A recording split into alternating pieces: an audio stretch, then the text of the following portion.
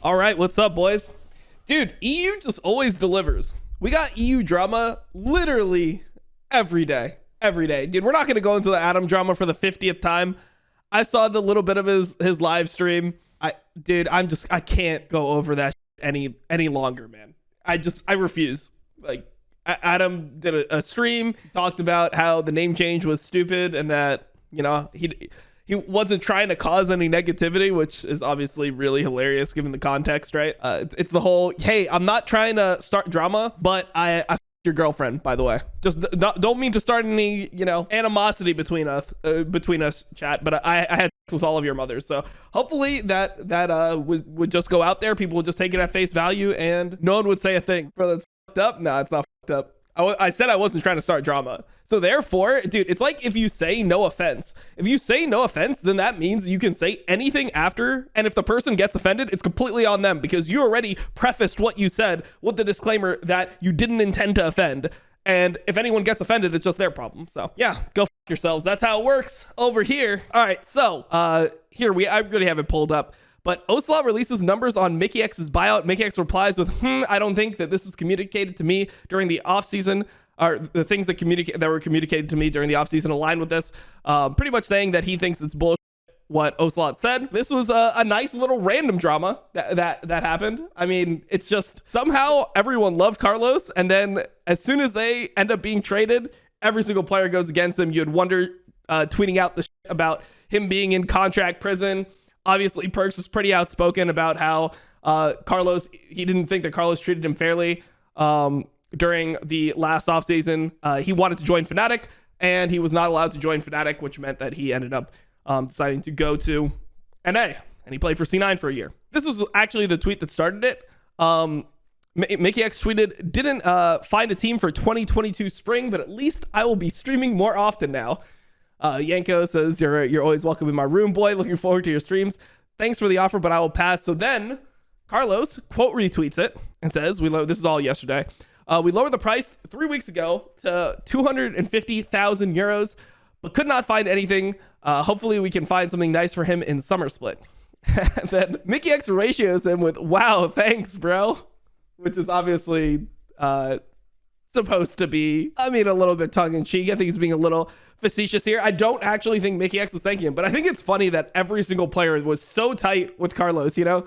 The whole meme is, oh, Perks is my son's favorite uncle, because that's what Carlos said on the Crackdown when we were interviewing him after all the G2 drama last year. He was like, no, man, of course, like, I'll let Perks go anywhere that he wants to go. He goes anywhere he wants to go. And then later it comes out, it's like, okay, well, I didn't let him go to Fnatic, but he goes anywhere that he wants to go besides for Fnatic. Like, obviously, I'm not going to sell him to Fnatic. When I said that I would let him go anywhere, you guys should have all known that I meant not Fnatic, because it would be f***ing stupid for me to send him to Fnatic. So that's on you guys not understanding what I was saying, not me being unclear and potentially lying about what I was letting Perks do with his options. So, you know, Carlos says, no problem, man. You have Perks chiming in here with the Mikyx tweet. Wow, thanks, bro. The Giga Chad, all this stuff. All right, here it is. So here he's saying, we lowered the price 3 weeks ago to 250,000, but could not find anything. So we went over this. And the next part he says is in the process between the initial 1.5 million request, the very quick drop to 500K by the first days of November, which actually isn't that quick of a drop. I know he says, oh, it's a very quick drop to 500K in the first days of November.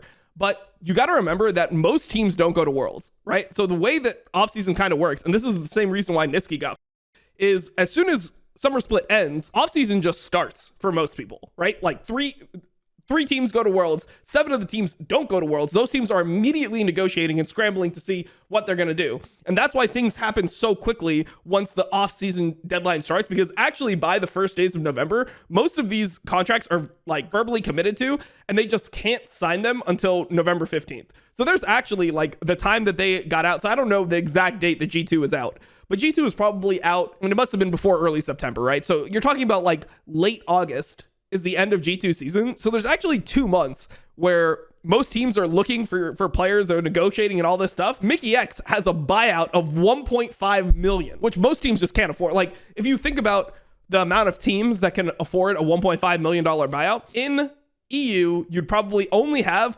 maybe Fnatic. You don't even know if Fnatic can really afford that. Mad Lions wouldn't pay for that. Rogue probably wouldn't pay for that. Vitality would pay for that. and G2 would probably be willing to negotiate something of that capacity, but there's only really 3 teams in EU with that type of that kind of money. I don't know about BDS. Maybe BDS has a lot of money because they did buy like a $26 million slot or 28 or whatever it was, but there's not many teams that can afford 1.5 million. You look at NA, you have TSM that would be willing to potentially pay that, C9, TL, EG maybe, and 100 Thieves maybe. Not really sure about those two, but yeah, like that's pretty much the teams you have to go through. So that's actually a 2-month window, which is the majority of the time where things are being discussed, right? Like that's 8 weeks roughly that Mikyx is just pretty much not going to be able to be negotiated with by a lot of the teams that would want to pick them up because they just don't have the money to support a $1.5 million request. So this is actually not a very quick drop.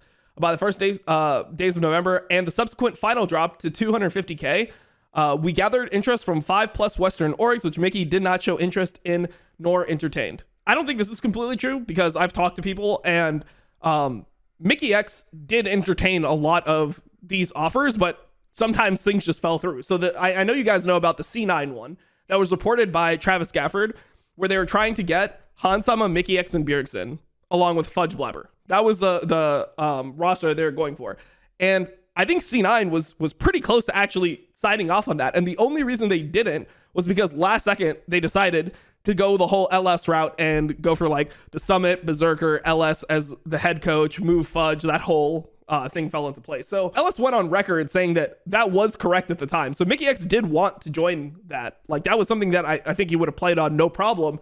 But obviously it just completely fell through. And then TSM, we know that he was in talks with them, but I have no idea if like that was Mickey that didn't show interest or TSM just didn't show interest. These buyout prices are ridiculous, insanely. Yeah, the buyout prices are way too high.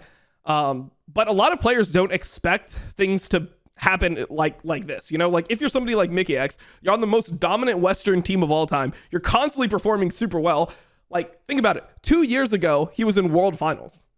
That's not that long ago, bro. It was 2019 when he was in World Finals. It's not like some massive amount of time happened and it's like, oh, this is 5 years down the line. That's just how fast esports moves. So if you sign a 3-year contract, 2 years ago, you're in World Finals, you don't think that in 3 years, there's going to be a chance where you're kicked from the team. Like maybe the buyout will prevent you from being able to like transfer, like you just wanting to join a potential better team. Like maybe it'll prevent that from happening. But the likelihood in your mind that a player of your caliber, like Mikyx, somebody who was considered the best support in EU from what, 2018 till 2020, the only person that would compete with him was Hillsong, where when Hillsong was peaking and actually playing well, people would say, actually Hillsong is playing better than Mickey right now. But whenever Hillsong was going through those massive int phases, which he did frequently, Mikyx was considered the best Western support, period. No one was even close. So the idea that you would get replaced in your mind doesn't really click. Like, it's like, dude, there's no way that I'm going to get replaced for somebody like Targamas. You know, like Targamas was on a 7th place LEC team, got relegated to regional leagues for what, 2-3 years? Like, it's just crazy how fast esports moves. So a lot of times when you're signing these buyouts, you think that you're probably going to still potentially be playing together with the same team, or you'll be playing you'll be playing at a high enough level that you'll still be an asset to the team. You're not going to just get replaced for nothing. So I think it's like really out of the realm of possibility in a lot of these players' minds when they're playing at such a high level that they could just end up not being able to find a team. Yeah, they would just not be able to be a starter on G2 because a lot of players also think like, hey man, like I'm part of the success of my organization. They owe me something. No, these orgs don't owe you shit. They'll cut you the second that you even start smelling like shit. It doesn't even matter if you are. If you start smelling like shit, boom, you're done. Inspired renewal. I mean, you guys saw the Inspired renewal. Yeah, dude, Inspired's here to stay. Oh, really? He's here to stay? Because that was in August that Inspired was here to stay for the long term. And by November, 3 months later, he's going to NA. So I know that the whole narrative here is everyone's just on Carlos. I do think that players in general, they don't expect themselves to actually, like, even though they sign these contracts and they have these absurd buyouts, they don't actually expect those to be enforced for some reason. They're like, oh, no, I mean, come on, dude. It's brother Carlos. Like, he wouldn't screw me over for $1.5 million. And then you start thinking about it. It's like, wait, that's 1.5 million. I mean, if you sign a contract and that's what it says, good chance that they're going to actually withhold your options from you. So Carlos doesn't want some players in his team, but he also doesn't want some players in another team in LEC. No, I don't think that that's what it is here. I think with Perks, that was something that was relevant. I think that here he's just willing. He's definitely, I would think that Carlos is willing to sell Mikyx for 1.5 million. Like, I don't think that he values Mikyx at the same level that he valued Perks, where he's like, no, man, like another team is going to be insane if they get him. This is also a different time. Like last year, they were still trying to build a super team to completely dominate EU. So they're trying to like make sure that they don't have much competition. Whereas like this version of G2 is more of a rebuilding version of G2. They're taking a risk on Flocked. We have to see how Targamas's level is. Obviously he looked really good in K-Corp. We don't know if he's going to look as insane. And then BB is somebody who's proved to be good before, but you never know how things are going to happen, are going to like how the interactions between teammates are going to be, especially from what they learned this year, where they just changed one player and suddenly the whole team went to So my interpretation is that Carlos would have sold for 1.5 million if another team was willing to pay it. It just, he held this for a long time, not a very quick drop. It was a long time where he held the 1.5 million because he was trying to get paid out the next part of this. Mikyx says, I don't think things communicated to me this offseason aligned with this, which is like, I mean, obviously they're going petty, like back and forth. I wish that Mickey specified which part of this was incorrect, because there's a lot of parts. Like, is he saying that 1.5 million, the drop to 500k was quick, but maybe the subsequent final drop to 250k was way later, or the orgs didn't actually want to pay? Like, I don't know which part Mickey is disputing particularly with the situation. Then Carlos responds, says, that's a straight lie. We have dozens of G2 employees with visibility on all off-season dealings. All interest in fulls communicated to your agent, who responded that you were not interested in any of those opportunities. You should be honest and stop going for brownie points. I'm actually really scared to click this because I've been seeing way too many on Twitter lately. Yeah, I bet Carlos is right in this one, like he was with Wadid, Yarnin, Wonder, Perks, Hybrid, Emperor, and Reckless situations. Yeah, and then the LS situation too, which LS was apparently asking for like 500 euros. This is when G2 is like a challenger team and they just didn't pay him.